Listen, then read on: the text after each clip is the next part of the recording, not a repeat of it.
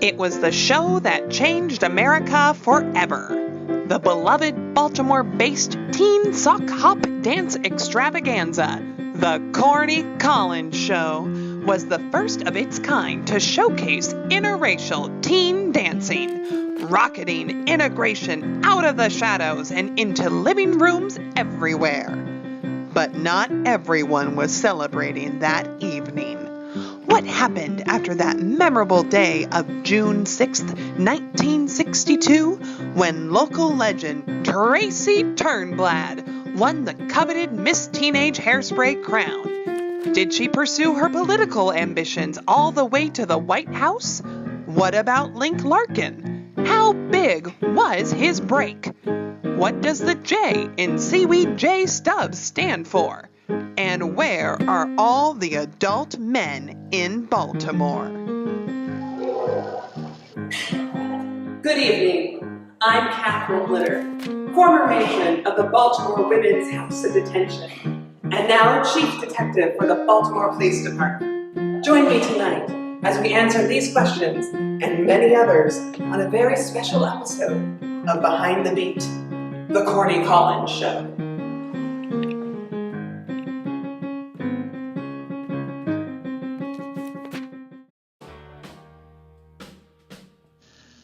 Baltimore, Maryland, the crown jewel of the East Coast and a thriving metropolis on the brink of a cultural revolution. Local Baltimore television station WZZT was looking to replace the game show Do You Trust Your Wife with something that would appeal to both young and old Baltimoreans. But first, WZZT needed a sponsor. Local Baltimore industrial strength glue manufacturer turned hairspray giant Ultra Clutch graciously stepped into the role. As a kid, I worked for Ultra Stick. It helped keep the Allied tanks together. Some say we won the war. But after the war, there was no more use for the glue. But then I came up with an idea. What if we put a cap on it and sell it as a hair product? And what do you know? It worked. And now I got more money than I know what to do with. So instead of just keeping it all in my pockets and taking it all offshore, I decided to sponsor a children's dance show. Oh yeah. So after my third husband had unexpectedly passed away, I came into a little bit of money. Since I already had experience in the biz, stepping into production seemed an easy move.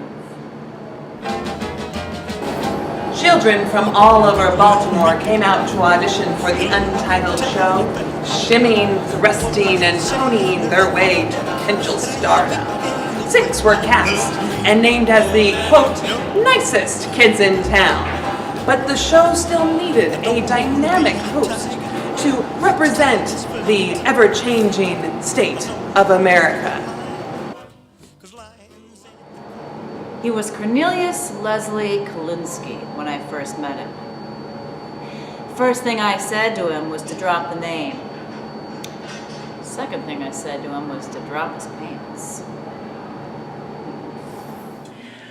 Corny used to come around the record shop, and he got nervous when he got that hosting gig and came to me for advice since I already worked at the station. And I used to tell him, Corny, you can't get crazy when things get crazy.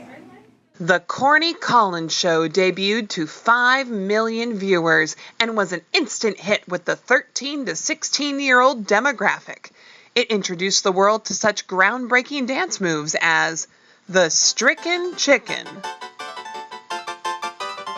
Peyton Place After Midnight, the Cheese Shuffle, the Trompy Lump Dump, and the Dirty Wilbur. And Baltimore loved it. I love that show. We go every month. We named the dog after it. The Corny dog. I loved the Corny Collins Show. Never missed an episode. I mean, Corny Collins is cute or whatever, but they steal all our moves, and we only get 1 day a month. We love the Corny Collins show. We watch it every day. Every day. Corny Collins? Now that's a thing we used to do to the new girls in prison. Hey, Corny, love your show. Can't wait till we're on it 5 days a week. He helped me dance back in 1959. Wait, throw me Penny. Yeah. Penny's a very good dancer. Have you seen Penny dance? It's I'm great. getting better. I love being on the Corny Collins show. Thank you for having me. Corny Collins? Yeah, I know that guy. Yeah, I know that guy. I mean, he cute or whatever, but you don't see me on that shit. So, no. We met on the Corny Collins show. Well, technically, we met at school. We danced on the Corny Collins show. Hi, Tracy! Oh, Corny Collins. Tell me, dear, are you lonesome tonight? But not everyone remembered the show fondly. My face. I was asked to leave the Corny Collins show in 1962, just prior to the Miss Hairspray competition. I was heartbroken. I worked so hard to get there. Why were you asked to leave? I was dancing for two. I wanted to stay and dance for the crown, but then I went into Corny's office and I told him what happened, and he said that I had violated my contract and that I would have to go on sabbatical from the show. What did the father say? The father refused to get married because of his career demands. He had to appear available in order to appeal to audiences. And so I was sent to a farm for girls who were in trouble. But Brenda was not the only one to have spent 9 months in the little girl's room. Our detectives were able to get their hands on a list of women who were also admitted, and it was full of familiar figures. I took a break for 9 months or so, give or take, after becoming producer. That was about 16 years ago or so. Have you met my daughter, Amber?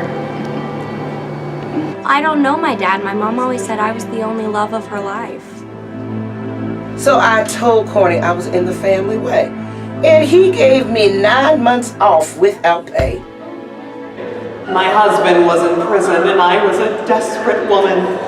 One particular hot summer Baltimore night turned a young girl into a woman.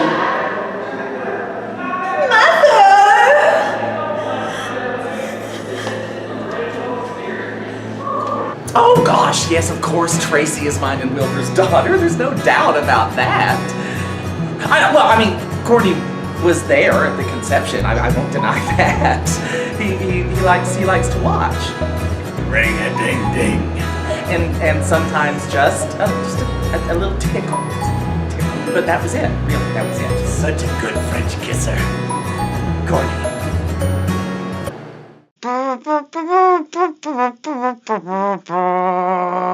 No, and tell Putin that I will not stand for this. Madam President, thank you for taking time to speak with us. Of course. Please tell us about your relationship with Mr. Collins. Well, Corny and I, we never had any relationship. I mean, I barely saw him after the Miss Teenage Hairspray, but I appreciate what he did for my career. Although, I do recall him offering me a stiff one. Well, are you still in contact with him? Oh, no. I mean, right after I won Miss Teenage Hairspray, I got a call from Radio City to be a Rockette, so, I barely had time to say goodbye to Link. Ah, yes, Link Larkin, Baltimore's own aspiring Elvis. Whatever became of the teen wonder? I could get fired for this, okay? I know it's highly illegal, but I think people need to know. He needs to know. He's here. He's in here. Hear the bell. Hear the bell. Hear the bell. Tracy. Beatrice.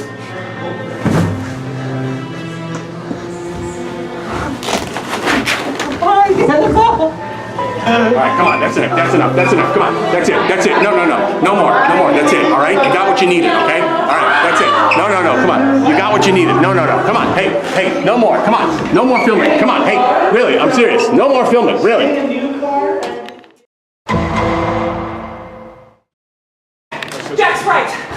Have you been able to get a hold of Mr. Collins' representatives? I can't get a hold of anybody. Look what I found. An autograph from the time that Mr. Collins was on the show, and a birth certificate. It's the same handwriting. What does it mean?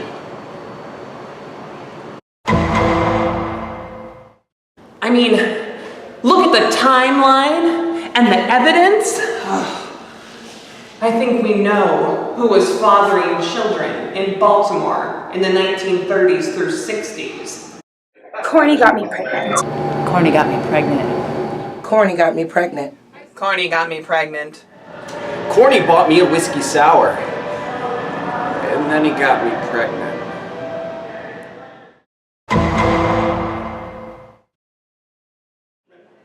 Mr. Collins, Corny Collins. Hey there, Cupcake. What's your name? Catherine Litter, Baltimore PD. Oh, why don't you cozy on up to old Corny and tell me what you got hiding in those Buster Browns? What's hiding in my Buster Browns is the truth. Results of literally hundreds of paternity tests, fingering you as the father of every child in Baltimore from 1943 to 1967. What do you have to say about that, mister? Excuse me, I have to go use the little Cornhusks room. Pardon. Okay.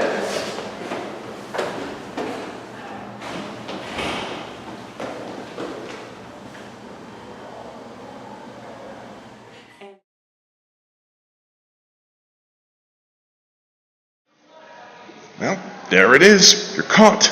God, what a disaster. What the hell did I do? I impregnated them all, of course. Oh well.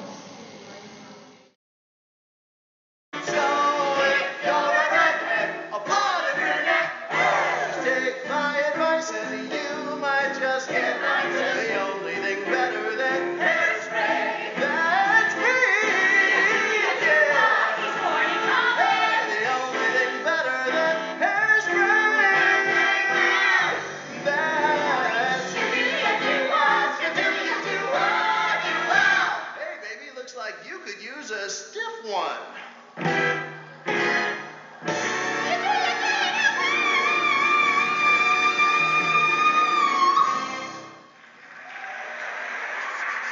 Is this thing on? Hello? Hello? I think I'm in love with Tracy. Don't tell her. Okay? My mother ties me up when no one's around. Still.